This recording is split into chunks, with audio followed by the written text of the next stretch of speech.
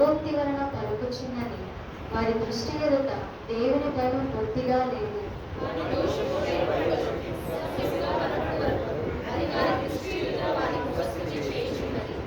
వారి నోటి మాటలు పాపమునకును కపటమునకును ఆశ్రయములు. బుద్ధి కలిగి ప్రవర్తింపను మేలు చేయను వాడు మానివేసి ఉన్నాడు.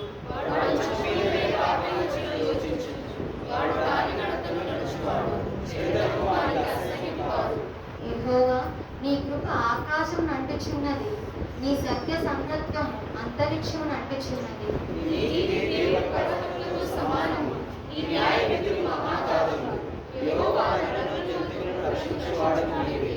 దేవా, నీ కృప ఎంతో అమూల్యమైనది. నరులు నీ రెక్కల నీడను ఆశ్రయించుచున్నారు.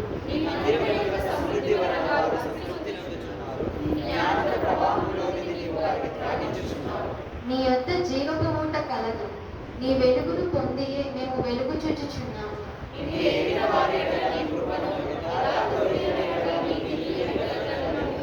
గర్విష్ఠుల పాదమును నా మీదికి రానియకును, భక్తిహీనుల చేతిని నన్ను పారదొలనియకు. చివరి వాక్యం అందరం చదువుకున్నాం. అదిగో పాపము చేయవారు అక్కడ పడి ఉన్నారు,